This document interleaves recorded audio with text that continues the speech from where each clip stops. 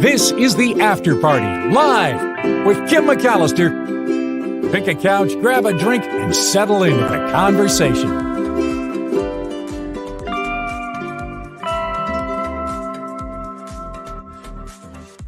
Good afternoon. Welcome to the After Party Live. Not very good mixing there with my starting of the music a little bit early, so my apologies on that. Thanks for being here with the After Party Live. Welcome aboard, and I'm glad that you have found us and are ready to party with us this afternoon. It is Trivia Thursday, so super excited about that.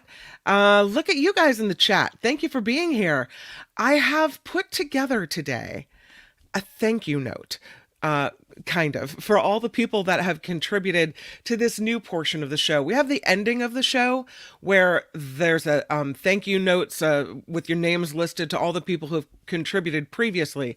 Huge thank you for that. But in the last couple of weeks, as this show transitions to a solo act at this point, a lot of people have switched over to the new PayPal account, and I just want to show my appreciation. So I thought for a minute, if we could, that I could show you what I was working on last night and just take a moment to thank everyone who has done this. So if you don't see your name here, it's because you probably haven't switched over to the account. A lot of people will, if that are contributing to the show, will set up a monthly contribution. And if it's your day for your payment to go through, you may get kicked back and it may say this payment or this account is no longer valid. And that's because one account was closed and a new one was open. So again, these are all the people that have contributed. And I just want to start the show with a humongous thank you to everyone who has participated in helping put this show on the air, on the YouTube air, as it were. One is purple, one row is purple, and one is black, and that's because on my phone I couldn't tell the difference between the colors. There's no indication of anyone being more purple either or black than the other. But thank you to everyone on the screen: Deidre, Susan, Louise, Karen K, Kathy, Deborah, Wes and Chris, Sheila, Maureen, Paul, Gary, and Sue Ellen. Also, Candida, Carol, Pamela, Joe, Donald, Harold, and Janet, Robin, Kathleen, William, and Ricky for contributing to the show. You guys are amazing. Delette, Sarah, Julie, Martha, Karen C, Elaine, the Kims, Kim N and Kim H, and the Cynthias, Cynthia J and Cynthia C, Mark H, Gretchen, shadow producer Calvin, Heather, Susan D, Lee, Linda G, Suanne, Carrie, Nancy, Jim L, Teresa, Laura, James, and Beth. I've got a big old aloha for all of you. Thank you so much for contributing to the show. Find the PayPal information in the show description if you're so inclined. If not, I'm grateful for you hanging out this hour and participating in trivia and all the ways that you're able to do. So let's get the show started, shall we? Let's do it. I also have some new graphics I worked on as well. I'll show you my new Trivia Thursday. I'm pretty excited about this one. What do you think about that? It's hard to see after party style, it says on the bottom. Anyway, we'll do trivia a little bit later. But first, this story comes from Annie. And Annie sent this story in about there finally being a picture of the iceberg that took down the Titanic. Maybe. It's hard to see, but the white figure on top of the ocean is that glacier. And it was said at the time that it had an elephant-like shape to it. And you can see here, this one kind of does. This is a 112-year-old photo. And the thinking is that it could hold a fascinating clue to the sinking of the Titanic. 1,522 people died when this ship went down. This image was captured by an undertaker who arrived on a body recovery ship in the aftermath of the sinking of the Titanic. And the image is now for sale at Henry Aldridge and Son Auctioneers for an estimated price of between $5,000 and $8,000. This photo was taken 2 days after the Titanic hit an iceberg on her maiden voyage and sank. The photographer is believed to be funeral director John Snow Jr., who later put this picture on a cardboard mount and named it Titanic.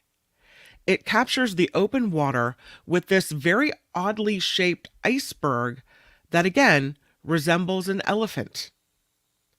And when news of the Titanic came in, Snow and his father, who was an undertaker in Nova Scotia, were asked to come to Halifax, Canada, to the area where the Titanic went down. They took a ship, loaded it with 100 coffins and 100 tons of ice to preserve the bodies of victims who they may pull out of the water. It was an 800-mile journey. It took them about 4 hours to reach it by boat. So it arrives again 2 days after the Titanic sinks, and then the body recovery begins, and they start pulling bodies from the ice-cold water. They managed to recover 306 souls of all different classes. The first-class passengers were embalmed on the ship and placed in one of the coffins. The crew did recover the bodies of John Jacob Astor IV, who was the richest man aboard the ship, also Isidore Straus, the owner of the Macy's department store. Second-class passengers were embalmed and wrapped in canvas. About 116 third-class passengers and crew were buried at sea. So they come to Halifax. They return 7 days later with 190 bodies from the Titanic wreckage. Again, they recovered 306, some buried at sea, and they come home with 190 bodies. And in the meantime, when they're out there doing this, Snow takes this photo of what may well be the iceberg that the ship hit. So it's a 5x3 photo of this iceberg. It had been passed down through the Snow family until it was acquired by a collector of Titanic memorabilia some 30 years ago. Now, the auctioneer is clear on this one. They say no one can say for sure that this is the exact iceberg that sank the Titanic. What they can say is after the rescue ship, the Carpathia, was one of the first ships to after that ship, that was a rescue ship, the Undertaker ship, the McKay Bennett, was one of the first ships to reach the wreck site, and that the Undertaker on board decided to take a photo of this iceberg. He said he must have had his reasons for taking the picture of this iceberg, that he captioned it Titanic and mounted it for posterity. It was never sold and was acquired directly from the Snow family in the 1990s. And while there's some uncertainty around the image, apparently it's recognized as a rare, fantastic find, and they think it'll attract a lot of interest. So it's going to be auctioned off in England, in Devizes, England, which is a market town about an hour from Bristol, and that's happening April 27th. We'll see what happens. I don't know. Interesting. I bet it goes for a lot of money. They said between $5,000 and $8,000, maybe more. Who knows? Maybe because of its provenance, and they can't prove the fact that it is the exact iceberg. Maybe a little bit less. I don't know. Thanks to Annie for sending in that story. I got a couple stories from Lee too. I love when you guys send me the good stuff. Thank you so much. She knows that I love Scrabble. Does this not look like a Scrabble board? No, it doesn't, because it's a new Scrabble board. And for a second, I was kind of excited because I thought, oh, there's a double-sided Scrabble board and it's going to be even harder. No, it's actually supposed to be a little easier for people that are intimidated by word games and kind of want to ease into it, which I think is maybe great for kids especially. But they're getting a new collaborative, accessible version of Scrabble. So that's what you're seeing here. And the original Scrabble has been around for 75 years. And it's not the easiest game to play, right? Especially if you're playing against somebody that is good. My family refuses to play Scrabble with me anymore. But this is what they're doing, is adding a second side to the board that is collaborative and faster paced, so you can work together. And the whole idea is to make it more accessible for people who are intimidated by this type of game. So instead of competing, the players collaborate to complete goal cards And then there are even helper cards if you need a little assistance. Like a little helper card there.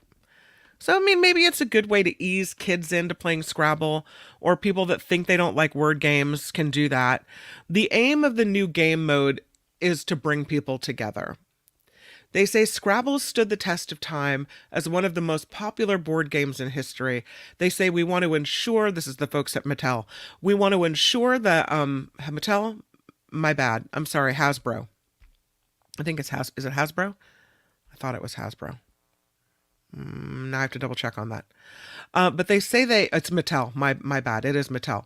They say they want to ensure the game continues to be inclusive for all players. So for anyone who's ever thought word games aren't for me, or maybe felt intimidated by the classic game of Scrabble, the Scrabble Together mode is an ideal option. And they kind of came up with this by doing some research among British board gamers that show competitiveness is actually declining in younger generations. See, I think that's the beauty of Scrabble. I mean, you can get cutthroat in Scrabble, right? But they talked to 2,000 people, surveyed them. 35% believe baby boomers are the most competitive, followed by millennials, 31%, and Gen Z, 29%. Where's the Gen Xers? I don't know. Where'd we go? Scrabble Together will be available across Europe. An updated version of this game won't be available in the US because Mattel doesn't hold the license here. So I guess we're going to have to order it from somewhere else. But I thought I'd throw that out there. Being the Scrabble fan that I am, making Scrabble a little less intimidating. I would think that people would be, I don't know, better at Scrabble, more competitive with it because of Words with Friends has been around.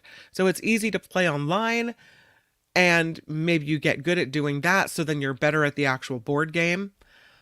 But hey, maybe it's just not for everyone. Let's get to animals. Look at this guy. He's in Burbank, California. Oops. This bear spotted relaxing in a backyard pool in Burbank. They're coming out of hibernation for the spring. So sightings have increased because they're out there looking for food. And this bear was roaming the front yard of a Burbank home before headed to the backyard for a little dip, a little cool off. The homeowner said, "This is a pretty big bear. He's obviously huge, and it's a scary sight to see." The homeowners lived there for 20 years. They said this is the first encounter with a bear on the property.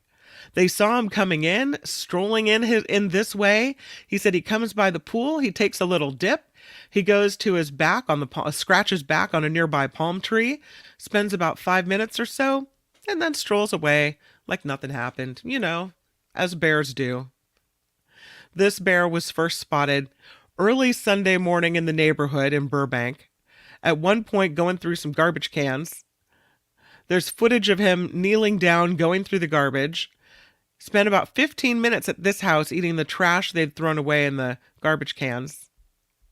The bear sightings, though, in Burbank and in the foothills of the Verdugo Mountains, just above Burbank, have been increasing. A lot of home surveillance cameras capturing the bears soaking in the hot tubs, swimming in the pools, resting on the patio furniture. The estimation is 40,000 bears are coming out of hibernation in California. So residents who live in bear territory, and I wouldn't have thought that was Burbank, but perhaps, are preparing for the possibility of running into bears now. So the Fish and Wildlife folks have been notified that the bear's in the neighborhood. So far, he's just hanging out. Or she. Don't know what the gender. Don't want to genderize the bear. No. Next story about birds mimicking sirens. And apparently this can be a little bit confusing for the police when they think they hear the siren, and yet it's not the siren. It's birds in the trees mimicking the sirens. So I have a video that I wanted to share with you because I could see how perhaps this could be a little bit confusing. Let's listen.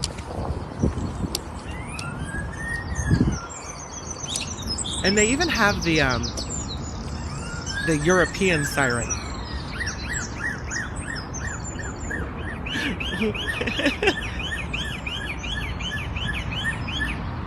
Yeah. Is that crazy?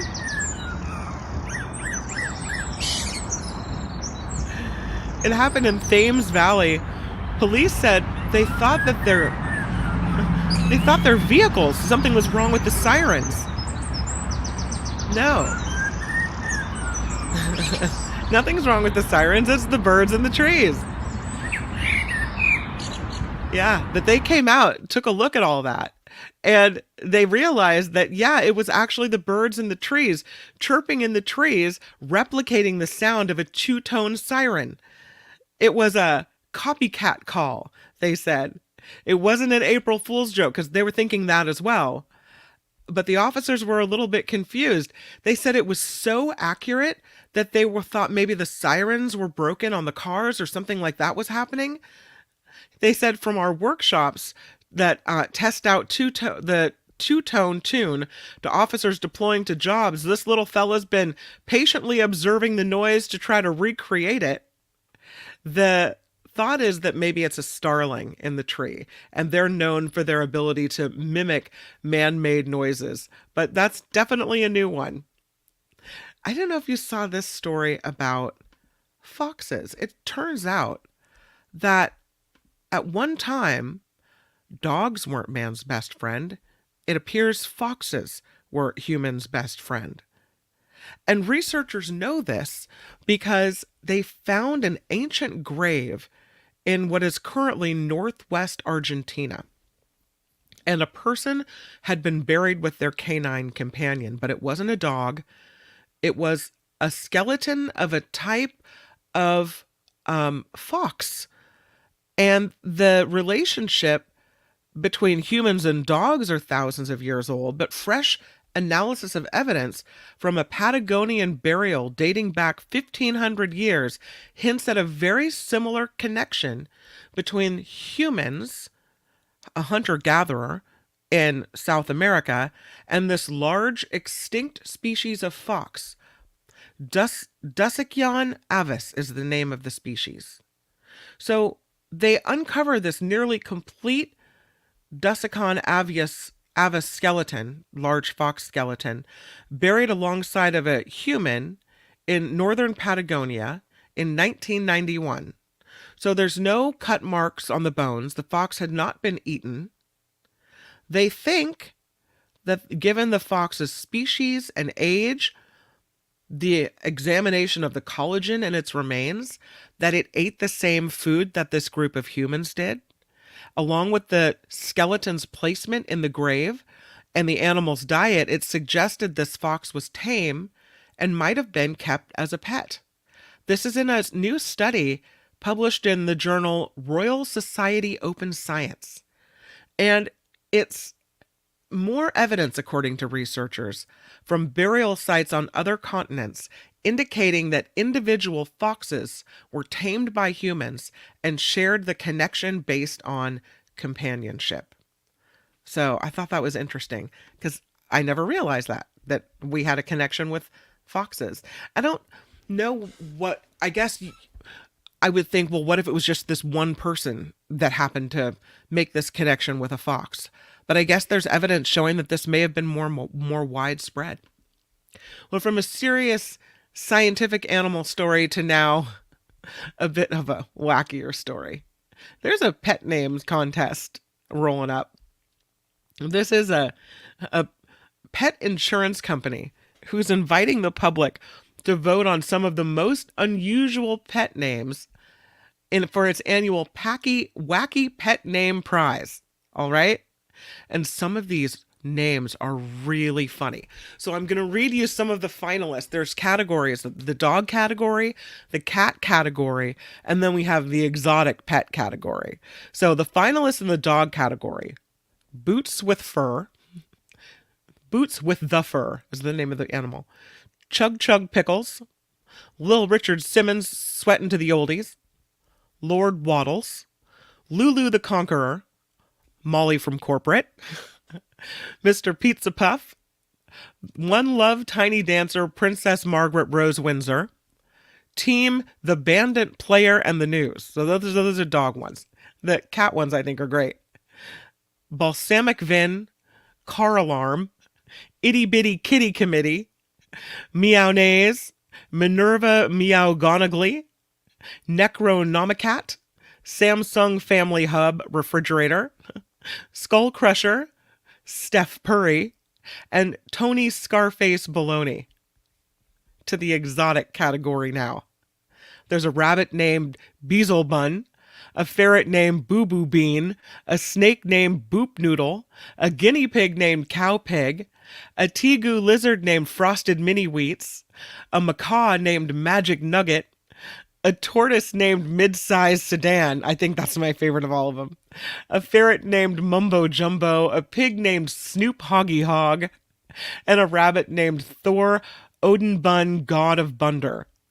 The voting is open online through tomorrow at petinsurance.com/wackypetnames. And you can check out the finalists and vote for your favorite if you are so inclined there. All right, enough of the goofiness. Let's look at this other story sent in by Lee. This is crazy because you would think that. And here's it. She sends me the clipping. So then I look it up and I find this story out of WOIO 19 News that this really did happen. This is a story where a man on Easter is at Burger King. He's at the drive-thru. And he rolls through and he's given a better deal than he normally receives for the same items. So usually whatever normal regular order he has costs him $11 and some odd cents. But because it's on special, he only is charged $8 and some odd cents. And for whatever reason, this just rubs him the wrong way. So he's seen in the video getting out of his car, and you can see him there at the drive-thru. He gets angry, he drives away, but he rolls back through the drive-thru around, and he pulls up alongside the car that is dealing with the person in the drive-thru. And he gets out and he points the gun at the drive-thru clerk. And he's angry. And then finally, after the threat, he gets back in his car and he drives away. And this all goes down on Easter morning. The 38-year-old Burger King employee, his name is Howard Vernon, he said to know somebody would do something like that just because I'm trying to give him a better deal and flip out like that is scary. He said, I was taking this guy's order. He orders 2 sausage, egg and cheese croissants and a sausage biscuit and hash browns. And the order comes out to $8. And he was like, my order can't be right. It should be like $11. And I'm like, trying to explain to him that we had a promotion going on and it's like cheaper. And he starts cussing and getting all loud. And I was like, I don't know what to tell you. I don't know why you want to pay more money. He said after the guy speeds off, he pulls back around as he's helping this other customer, and that's when the guy pulls out the gun, threatens to kill him, and then starts using racial slurs against him. And the whole time the clerk said, Howard said, I was like, if you're going to do it, just do it. I'm not about to run. I'd be running, Howard. I don't know. You don't scare me or anything like that. Just do what you got to do, he said. And he just kept blurting out racial slurs. And he said it's so crazy because there was an older woman, like his gun was on top of this older woman's car. He could have given her a heart attack. Howard also says, it's crazy that people would just like, what if he did shoot me and kill me? You know, I have 10 kids. I don't know how you support 10 kids working at Burger King, but Howard, more power to you, man. He said I would have been leaving all of my kids, like everything. So he hasn't been back to work since this whole thing happened at Easter. He says he does plan to return, but you know, working with the public, people can be crazy. You imagine somebody trying to charge you less and that's what makes you angry? Thank you to Lee for that story. I really appreciate it. This is one of the stories that maybe sometimes you think about, you know, what would you take to a deserted island? If you were stranded on a desert island, what would you, or deserted island, what would you bring with you? I don't think these people really had the time to figure that out before they ended up here. It's beautiful, but it's also incredibly remote. And it's amazing that they were found. These are castaways in the Pacific. They were on a fishing trip, fishing, three men. They were fishing the waters around the Pikelot or Picolot Atoll, which is in Micronesia. Happened on March 31st, when their 20-foot open skiff was caught by swells and its outboard motor was damaged. So they scramble ashore to this uninhabited island, Pikelot, Pikelot, Pikelot. But just before they can call for help, their radio runs out of battery power. So they're there for a week. What are they going to do? They gather palm fronds and they write this message in the sand out of palm fronds. Help, you can see it. And thank goodness they did that, because that's what saved them. For a week, they say they lived off coconut meat. They did have fresh water from a small well on the island, because it's sometimes visited by fishers in that region. And their relatives realized they should be back by now. So they called the officials there, and the Coast Guard and the U.S. Navy put up a plane to kind of fly around and check. And that's when they spotted the palm fronds writing and the word help on the beach on April 7th. So they said the sign was crucial to finding these men in the search area that covered more than 103,000 square miles. They called this writing with the palm fronds an act of ingenuity, pivotal in guiding the rescue efforts directly to their location. So the Navy jet drops some survival packs to these three men, relays their location to the rescue center, and a day or so later, the Coast Guard sends out a chopper from Hawaii, dropped a radio to these men, who were able to tell the crew that they were in good shape and that they were eager to get back home. So the Coast Guard cutter goes out and reaches this story. One of the first rescuers on the beach was this petty officer, second class Eugene Halishlius, and he's Micronesian and he spoke the local language. And he said, I could see on their faces, who's this guy pulling up that can speak our language? He said when he gave his first name to one of the stranded men, the castaway was stunned. He said, it's a crazy world. I actually found out I'm related to these guys. He couldn't believe it. I'm with the Coast Guard trying to rescue them. The guy was his third cousin. The others were fourth cousins. This wasn't the first rescue of Castland of Pikelot. It happened in 2020. Three other men traveling between the atolls found themselves washed up there. They spelled out SOS on the beach. That was spotted by the crew of a U.S. Air Force tanker. So how does this happen on the same island twice in 4 years? They say it could be coincidence. Coast Guard says the people of Micronesia frequently travel island to island, and they do so with a great deal of skill and experience, but occasionally accidents happen, and apparently so do unexpected family reunions. Pretty smart to write it out like that. Glad there was a well on that island. Looks like somebody was smart about it. Can you imagine? And look at that island. I mean, it's incredibly beautiful. 32 acres. That island is 32 acres. And it's really remote, like the middle of nowhere. They never would have found them, they said, if they hadn't have written that on the sand. So, can we talk about this for a moment? This is a story that really could save a lot of lives. It's about AI. The possibility that AI could be used to help detect signs of ovarian cancer in blood. And we have a lot of, we kind of ding AI a lot. How could it take over for humans, etc. But if this works, this could be key. Because ovarian cancer, they often call it the silent killer, right? Because often, by the time you are diagnosed, it's really far along. If you're lucky enough to have this diagnosed early, fantastic.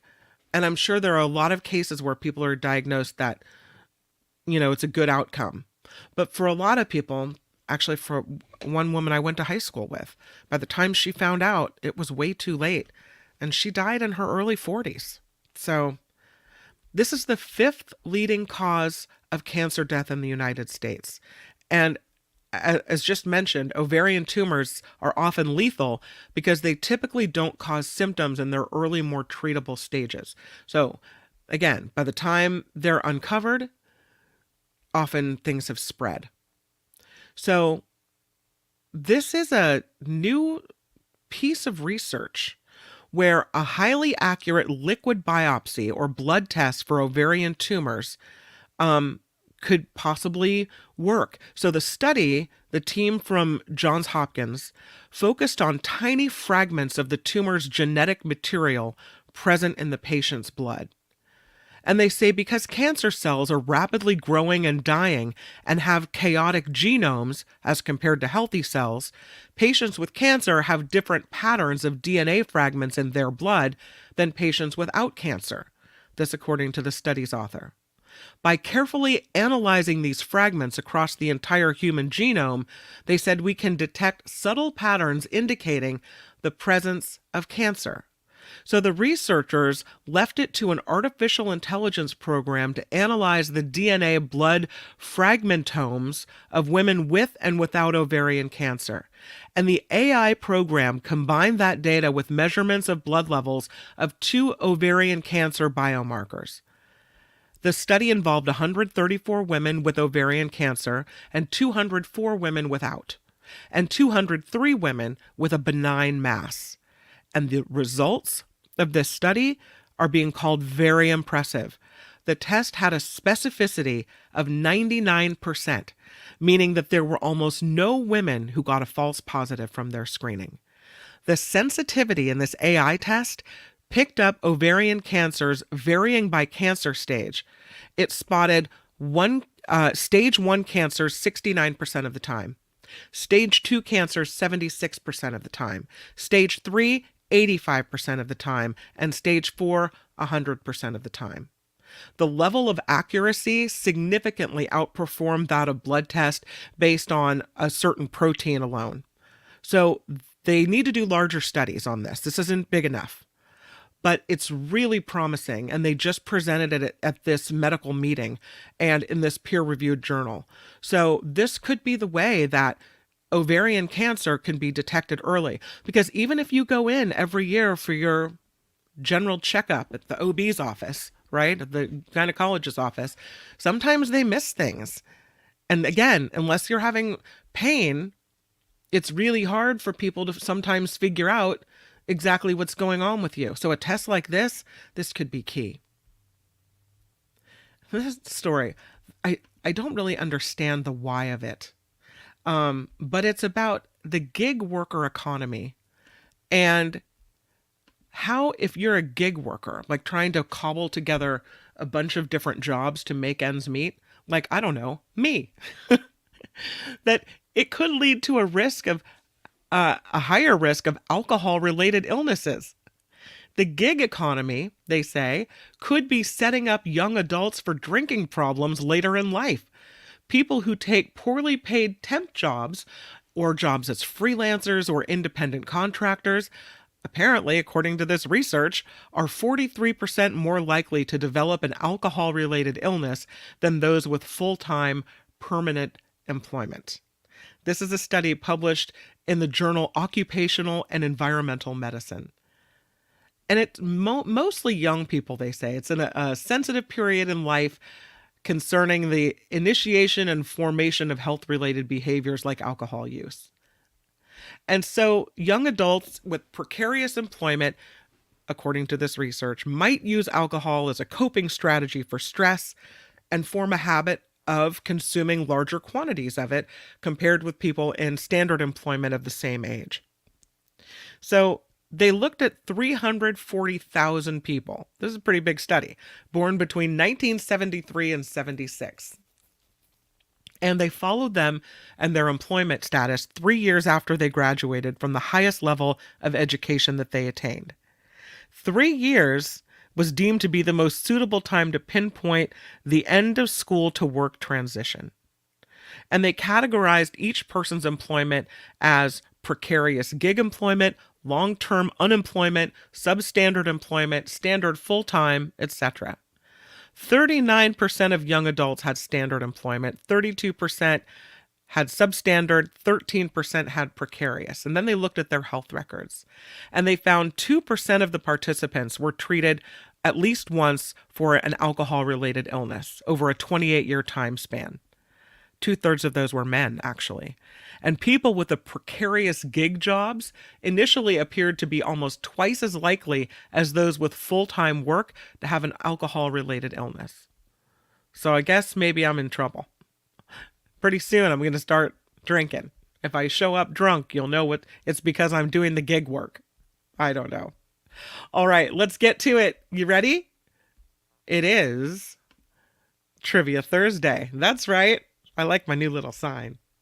And I know we've done this category before, but I thought, why not try it again? Because I found some new questions, I think.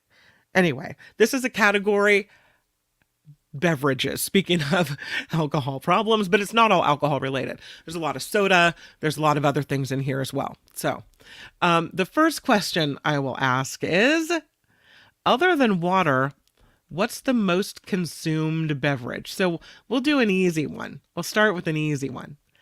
Other than water, what is the most consumed beverage? Nope, it isn't coffee. I would have thought that. It is not beer, although that's a good answer. It is indeed tea, John Watson. Tea, Jim Shields. Well done. Yes, it's tea. Okay, next question. What U.S. state drinks the most, or what people in the U.S., which U.S. state, drink the most alcohol per person? So, the people in which U.S. state drink the most alcohol per person? What were you saying about hibiscus? Karen says the hibiscus is the Hawaii state flower, but it is not a native flower. I did not know that it was not a native flower. I love it, though. I love it. The answer is, let's see if you guys get it. Scrolling back a little bit, not Alaska, not Utah, not California, although you'd think because we've got a lot of wine going on over here. It's not Florida. Good answer, though, Scott and Deidre. Not New York. Yes, Vanessa, it is indeed Nevada. Folks in Nevada drink the most alcohol per person, which I guess makes sense with Las Vegas. People are drinking. They're passing out drinks like hotcakes at the casino, right? Here's the question. In China, if you order white tea, what do you get? In China, if you order white tea, what do you get?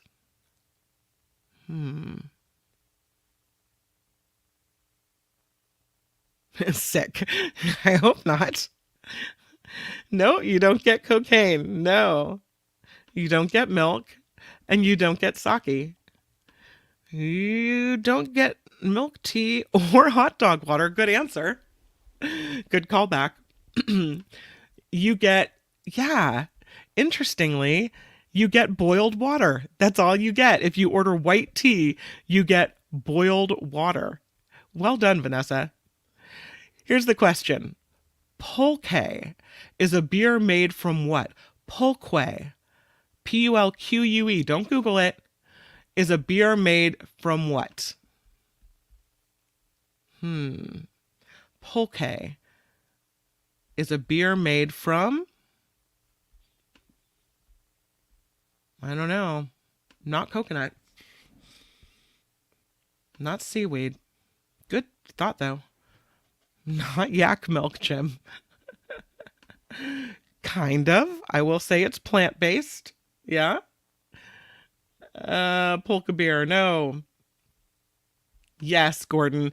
It is a beer made from cactus. Nice. What is the most complicated cocktail to create in the world, and how many ingredients is it made with? The most complicated cocktail to create in the world, and how many ingredients is it made with? Deidre, did you get it first? I'm sorry, I didn't see that. Deidre. Oh, you did. I'm sorry. My bad. I missed it. Sex on the Beach. No. Long Island iced tea. No. It's pronounced pulque. Pulque. Okay, thank you. I thought I might get it wrong. That's why I spelled it for you. Pulque. Not the Long Island iced tea. I don't know, but I want one. Maybe I should just give this one to you guys. I'll wait a half beat more. The most complicated... I'm claiming recount on the white tea as hot dog water.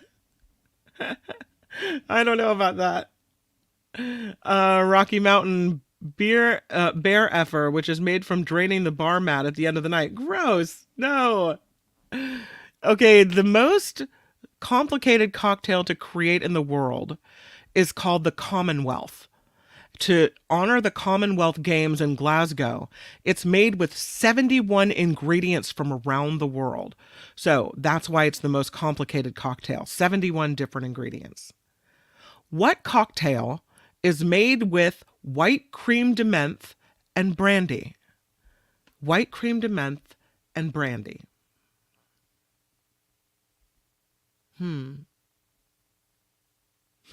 Sandy says, we used to call the bar mat drink a Matt Dillon at the bar where I used to work. Gross. Ew. Yes. Mint julep. No. No, it isn't. What's it called? The cocktail made with white creme de menthe and brandy. Should I just give you guys the answer? It sounds awful. Not Irish coffee. It's called a stinger, is what it's called. In a bar, if you were to order a Boilermaker, what would you get? If you were in a bar and you ordered a Boilermaker, what would arrive in front of you?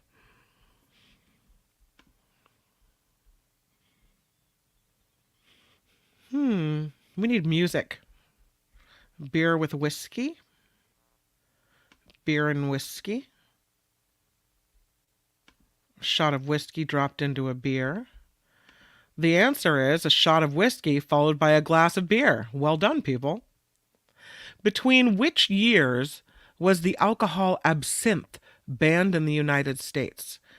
Between which years was the alcohol absinthe banned in the United States? That might be a good thing, Heather. There's only enough room in our brains for, the information we currently need. I saw a meme yesterday where someone was like, why is it that I can remember my childhood phone number, but I can't remember the password I just created 5 minutes ago? Right? Real absinthe, they think, is still banned. I don't think so. Calvin says 1920 to 1926. Vanessa says 20 to 2020. Here's the answer. 1912 to 2007, according to the bar site that I'm looking at. On average, how many grapes does it take to make a bottle of wine? One bottle of wine. How many grapes go into making that wine? On average, how many grapes does it take to make one bottle of wine? And think, not hugely big, but think kind of big, because remember, you're squeezing out the juice, right? 3,500? 500? 24? Ooh, you guys are all over the map. Heather says, John says 1,200. Heather's like 500,000. When I mean big, I don't mean like wildly big. Lori says 10 pounds. That's not in pounds, it's in single grapes. How many grapes in one bottle of wine? I'll go for the closest answer thus far. 11,780. Nice. Great minds think alike, you guys. It is... Calvin, I think, is the closest to this. The answer is 400. It takes 400 grapes to make one bottle of wine. The word alcohol is a word derived from which language? The word alcohol is derived from which language?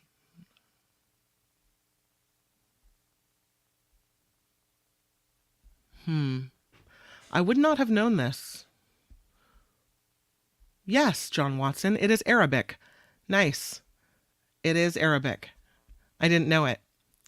Which famous politician's mother created the Manhattan cocktail? Which famous politician's mother is responsible for creating the Manhattan's cocktail? I pluralized it when I shouldn't have. Which famous politician's mother created the Manhattan cocktail? Not Roosevelt, not Rockefeller, not Adams, not JFK, although that does make sense. Not Franklin. I'll give you the answer. It was not Giuliani. It was Winston Churchill's mom.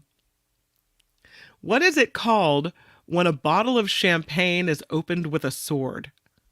What is it called when a bottle of champagne is opened in dramatic fashion as somebody takes a sword and slices the top of the bottle? What's it called? Do we know? If you open a champagne bottle with your sword, you are stupid, a mess. The correct answer comes from Heather, and it is sabering. That's the answer, sabering. Nice, Heather. What was the name of the Benedictine monk who invented champagne? What was the name of the Benedictine monk who invented champagne?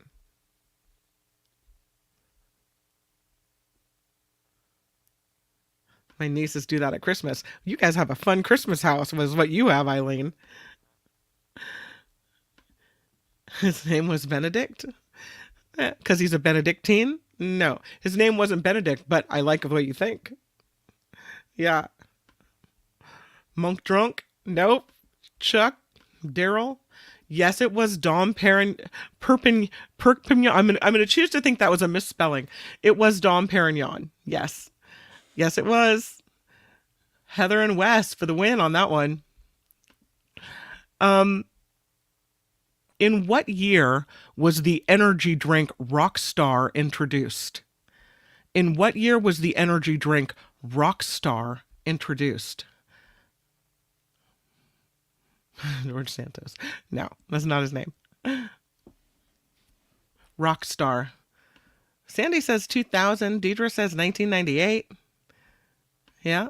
The right answer on that one is 2001. So, yeah. I wouldn't have known this one, but I'm going to ask it anyway. What is the nationality of the company that owns Capri Sun? I would never have gotten this, so I'll just tell you. It's German. The Germans own Capri Sun. Tropicana is owned by which company? Tropicana is owned by which company? Heather says champagne is my religion. Well, then you should know all the champagne questions. Yes, that's right. Tropicana is owned by which company? Nope.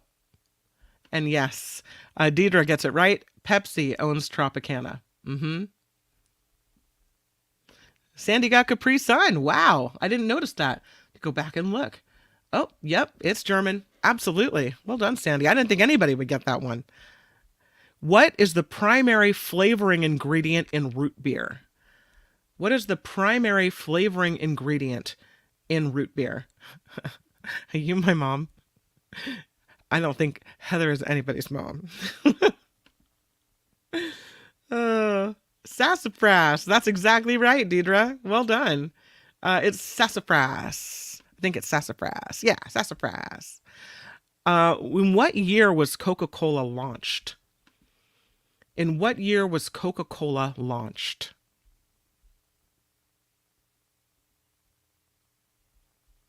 This surprised me. I didn't realize it was that old. 1906, says Deidre. Karen says 1936. 05. Knit One Purl One says 1890. Calvin says 1880. 1888. I got an 1887. The answer is 1886. So I'll go for, if you had between 1880 and 1890, I'll take it. Yeah, 1896. Well done, John. That's an old one. I didn't realize that was so old. I put this one in because of our Bay Area connection here. What popular two-word rum cocktail takes its name from the Tahitian word for good or excellent, but was actually invented in Oakland, California in 1944? Two-word rum cocktail takes its name from the Tahitian word for good or excellent, but was actually invented in the fine, fine city of Oakland well before they were known for crime. Yes, you are correct. Let's see who got it first. I think it was Deidre from Mai Tai. Calvin from Mai Tai. You guys, that must have been an easy one. Mai Tai, Mai Tai. Yeah. Nice. There may have been many different flavors of pop created over the years. Dr. Brown's Soda puts out a soda with what unique ingredient in it? Dr. Brown's Soda puts out a product with what unique ingredient in it? Could be good. No, it's not cocaine. It's not rum. It's not alcoholic. Neither is it drug-induced. Prunes. No. Yes. Uncle Jim, 99, gets it. It's celery. They have celery in their soda. The flavor is extracted from the celery seed. It's been around since the 60s. All of Dr. Brown's sodas, I guess, are kosher, and they can be found in certain Jewish delicatessens. You can't find this drink at soda shops anymore, since soda shops really don't exist. Back in its day, it was a very popular drink, using chocolate syrup, milk, and soda water. What is it? So you could find it at soda shops back in the day. It has chocolate syrup, milk, and soda water. What is the name of the... Yes, it is. Wow, you got that one fast. It is Knit One, Purl One, and egg cream. Well done. I've never had one. Yeah. Many of the popular sodas were invented by men. In what profession? Many popular sodas were invented by men. In what profession?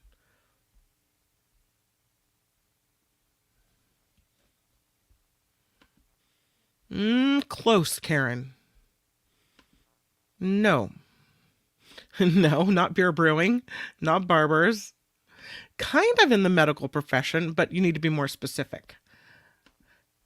Chemist? No. Monocle wearing, you would think. More than a clerk.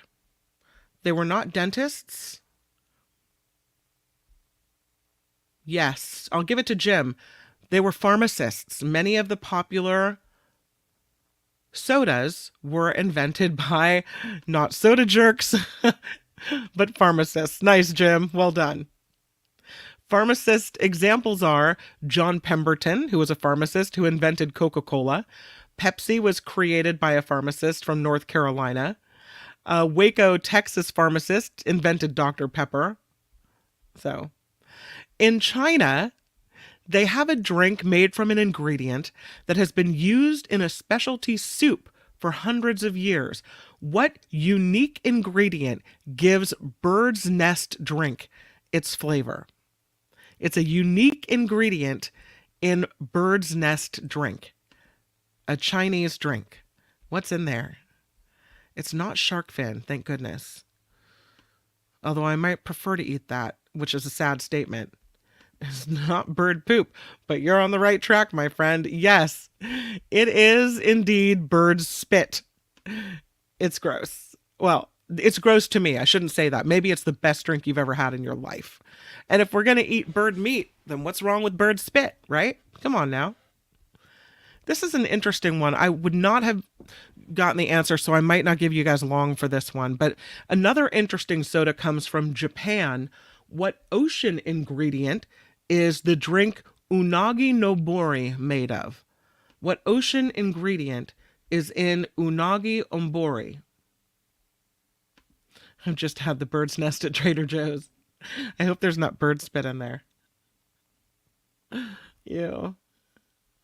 Eel. Yeah. Right. Well done, Liz. I didn't think you'd get this, but you know what? A lot of people order unagi at sushi restaurants, so maybe we're familiar with the term. Unagi nobori is a drink made from eel extract and vitamins found in fish. The drink apparently has the taste of broiled eels and is marketed for men who need energy. So there you go. That brings to a close Trivia Thursday. Woohoo! I wanted to tell you guys that I want to have something on Friday, a very quick thing, but I'm not going to be able to do it without your help. So this is male energy, and I think we all know what that means, Mr. Slade. Eel. Well, sorry. I had to end it somewhere. All right, because I've already kept you guys way too long, probably. But quickly before we go, I've been thinking of this for a while. This is my new meme of the week. Just a quick little meme, but hopefully you guys will be able to send me your favorite memes that you've seen. And I'll just pick one very quick little meme every week to flash on the screen, and we can share it with each other. The meme of the week, you can email me, kim@theafterparty.live.